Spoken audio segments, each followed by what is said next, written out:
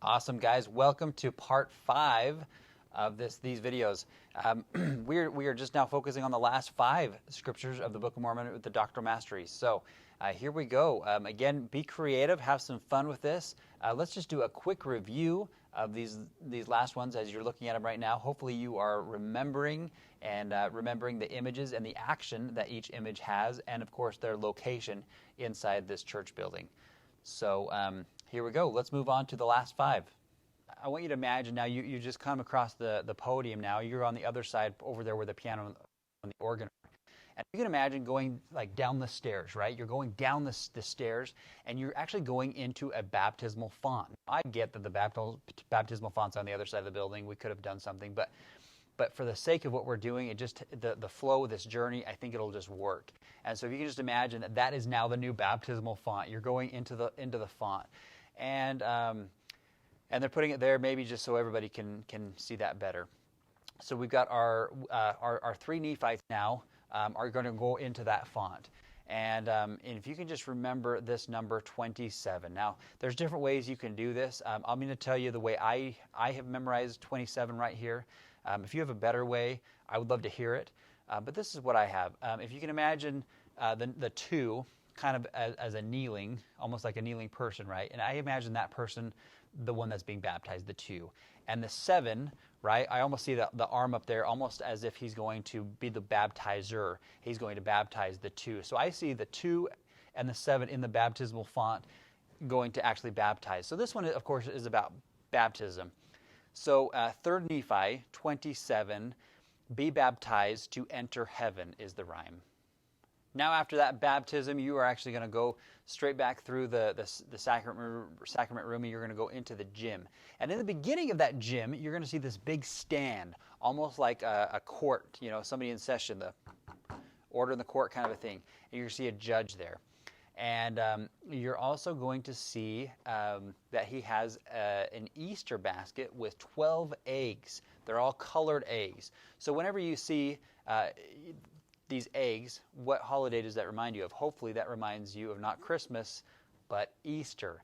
And so that's kind of the trick for this one. When you see these 12 eggs, colored eggs, you have to think of Easter. And think of what book that sounds like. Easter, Easter, Ether in the Book of Mormon, all right? So there's our book. So we have 12 Easter eggs. We've got a judge up there with the gavel, right? And so we know it's going to be Ether chapter 12. And if you kind of think of this gavel as like a hammer, right?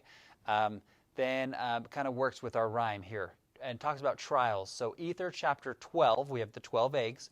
Ether chapter 12, trials build ourselves.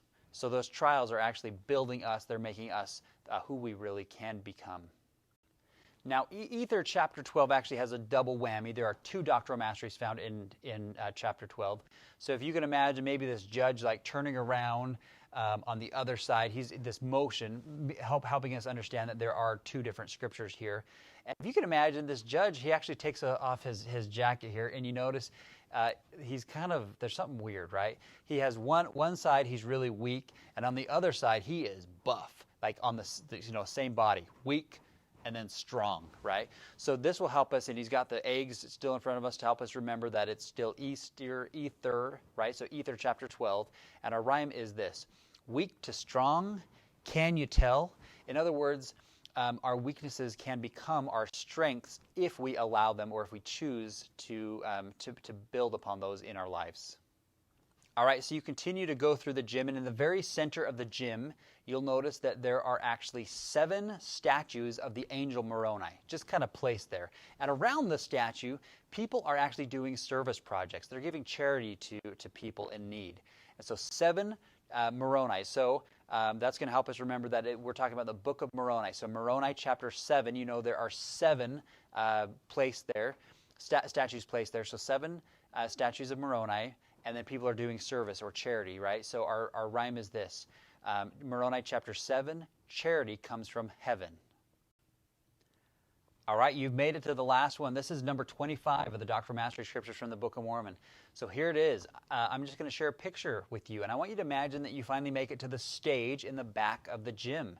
And on this stage, you see three things. Number one, you see a statue of the angel Moroni, so we know that it's going to be in Moroni.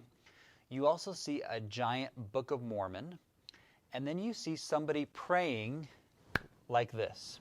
Okay? Now, what do you notice when you pray like this? You're actually praying with how many fingers? 10 fingers, right? You're putting those 10 fingers together. So our chapter, book and chapter, Moroni, chapter 10, and this is our rhyme. Read from the Book of Mormon, right? Read and pray, you'll know it then. Moroni chapter 10, read and pray, you'll know it then. Guys, thank you so much for putting to. I think the hardest part is you have to go back and review it. But the easiest part is you now have the location so you can take yourself on that journey. It doesn't matter where you are. You could be traveling in a car. You could be at work. And if you have a minute or a break or something, just take yourself on that memory, that journey. And you're going to be so surprised at how often this will come in handy as a missionary, or if you have a friend in need. It's just going to be very beneficial to you. So thank you for putting this to the test. If you have any ideas or things that would make this better, please just let me know. I appreciate you.